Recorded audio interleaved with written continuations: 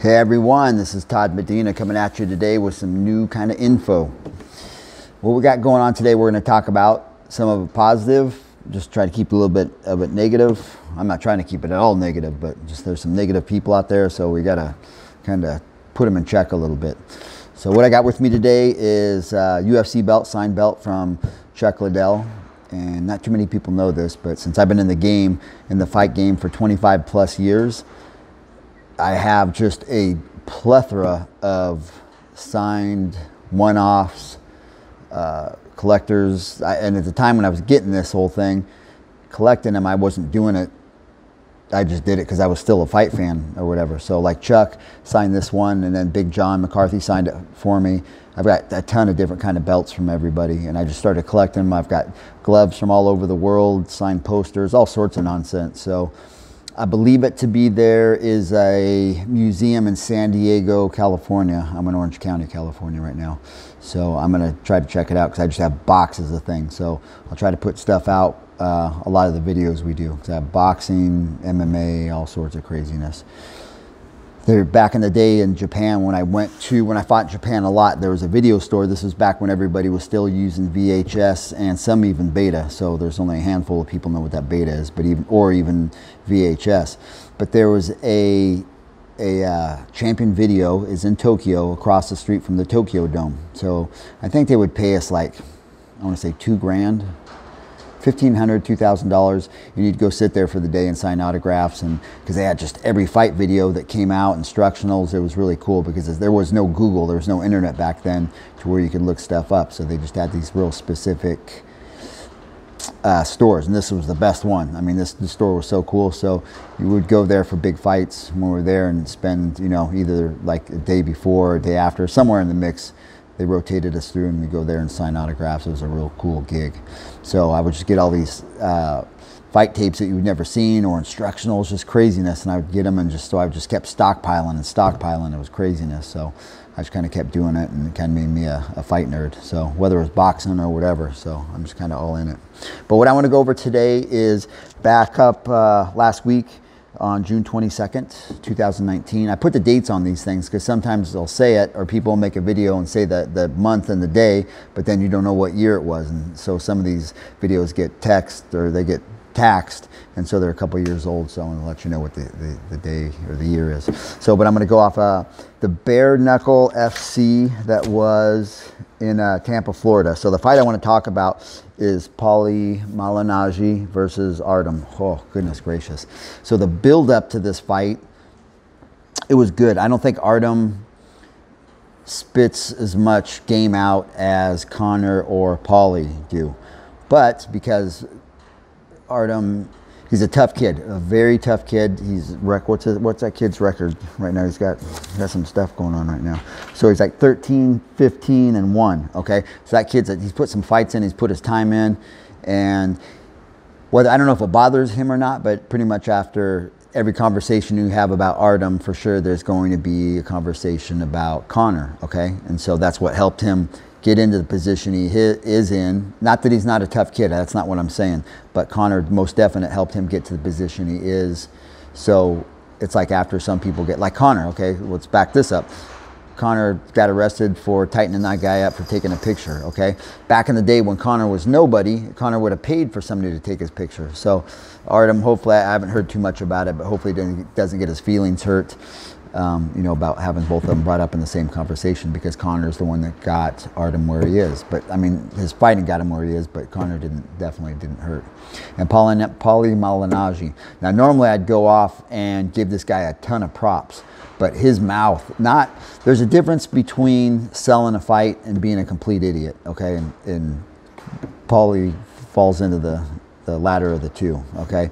So, but Paulie, I mean, he's fought some huge fights. He's fought Cotto, Hatton, Khan, Judah, Garcia. I mean, he's fought world-class guys, very world-class. So for him to come in, he's been retired, but for him to come into this bare knuckle whole situation fight against Artem, kind of takes some balls. So I don't know what his financial status was, if that's why he does it. Maybe it is, because his comments after the fight, I mean, that guy complains about everything, okay? Like, this is where the negative I was talking about, the whole thing comes into play. I try to just put positive on everything, But Paulie, you gotta learn to know when to shut your mouth. Okay, so I'm gonna put a couple clips in this video about Artem won the fight. Okay, it was a 48-47 unanimous decision. Everybody went for Artem. Okay, Artem pushed the fight. If you haven't seen the fight, wasn't the greatest fight, but they got after it. So Artem definitely pushed the whole entire fight. As it was a 5-round fight, they had 2 minutes of 5 rounds. Okay, so as the fight kept going, the first round was a little bit slow, like on most fights, and it picked up. But Artem was most definitely pushing the fight.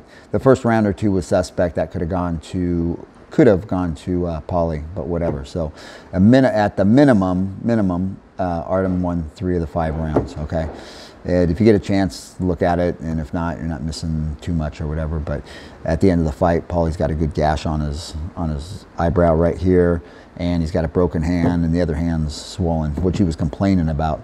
So I mean, the guy was just complaining. I probably would have left this whole situation alone, but the clips I'm going to put in here. So what Paulie says is that in MMA, in our sport, you, me, us, collectively, that once we break a hand or get injured, and he does this, he's like, tap, tap, tap, once it happens. And that's furthest from the truth. When he said it, it got under my skin, because we're MMA people, okay? I do follow boxing. I love boxing. I'm a boxing fan. But in and of itself, most everybody that's going to watch this is MMA. Okay, so what I want to go over is that he kept saying it. Okay, you guys MMA, you're in your world. Once you get injured or hurt or break a hand, you tap, tap, tap. You know, like he just kept pushing it. So it got a little old. So I went through just a couple. I was really surprised how many. I wasn't surprised that MMA fighters continue to fight through an injury, whether they get an injury before the fight happens in camp and then still fight. Especially, sometimes they do it and get caught by a doctor ahead of time. Like if they have an injury and the doctor's like, hey, you're injured, you can't fight. But if they can sneak through it, they'll still fight, okay? Or during a fight, they'll still fight, okay? Like they break their hand or whatever. I'm gonna go over some things I did today. That's why I have the Chuck Liddell belt here. This is the main purpose, or one of the purposes of this. Paulie has won the WBC belt, and I have a WBC belt, and I was gonna put it up, but Paulie just got no love from me about that. And after this whole fight, Paulie said he's not going to come back and do bare knuckle. It's better that he doesn't. He just does his commentary stuff and stays out of everybody's way.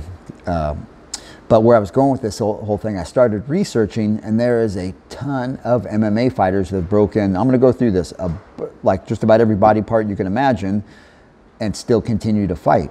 Okay, so one of them I have here is probably.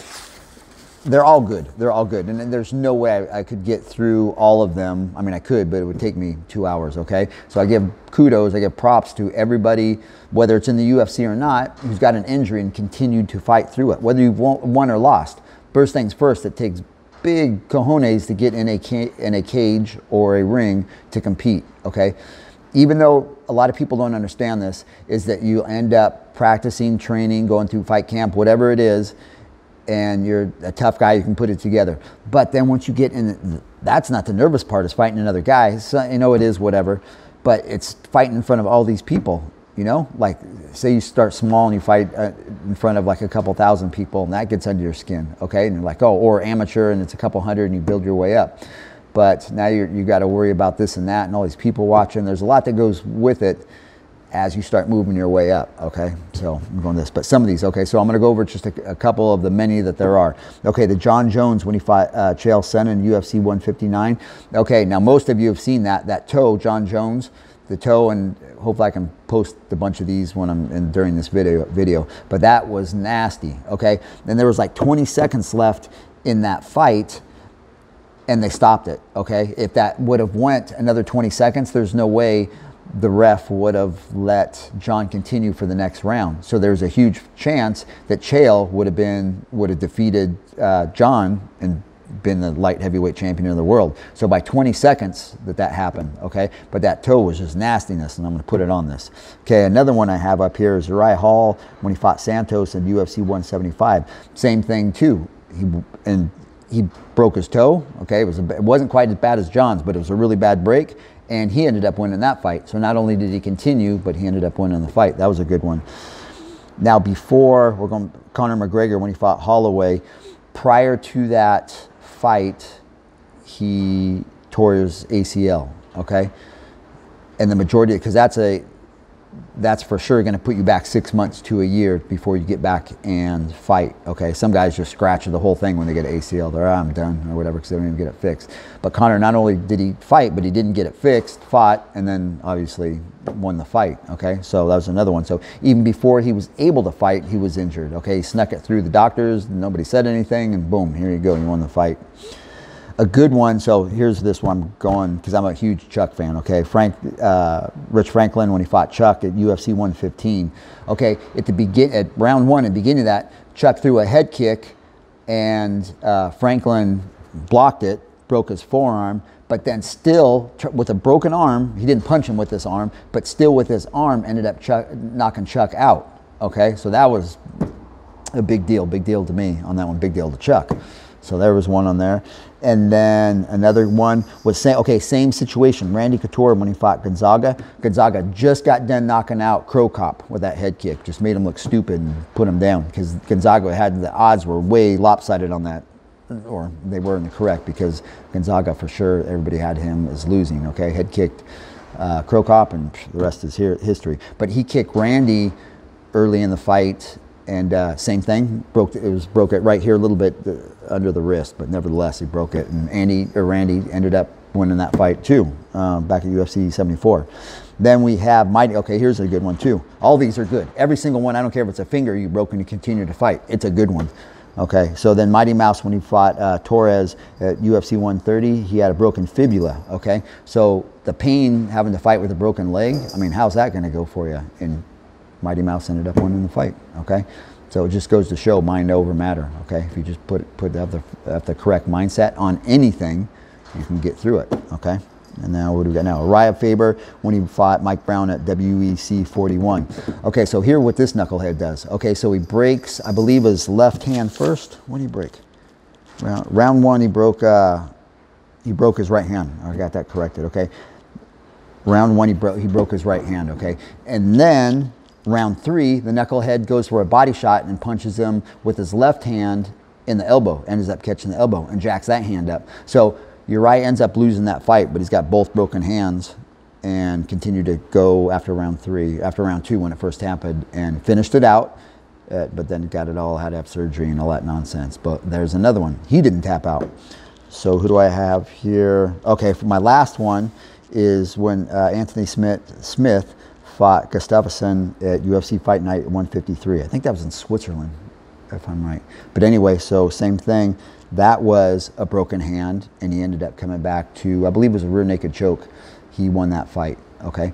So Paulie, suck an egg, buddy. Okay, so not only do we not tap, but we continue to fight, and the majority of these guys, not all of them, but the majority of these guys still win the fight, okay?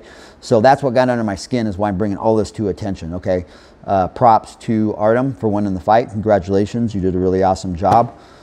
Kudos to you, and everyone else in this list I named, whether you won or lost, okay? That's huge, just in and of itself, to get in that cage, okay? To get in the ring, if you're boxing, doing MMA, doing bare knuckle, whatever it is, that takes huge cojones, okay? So all these other people, like Paulie, like he just definitely needs to stop. You, Paulie, need to stick with commentating and leave the fighters alone, okay? Shut your mouth before somebody not as cool as Artem, because there's guys out there that aren't going to wait for you to get in the ring or the cage, and they're just going to put hands on you.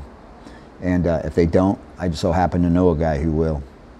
Okay, everyone, so hopefully this video did you some good. If you liked it, please hit the subscribe button, and if you're new, pound that like. But if you got questions, comments, if you have any other not even stories, if you know of any other injuries I didn't put on this that you do know of, small organization, bigger organization, boxing, kickboxing, Thai, whatever, put it down there. Let's get it going on. I'll put another video about it. So let me know what you think. So for right now, hope everybody has a great day, and if you didn't know, now you know.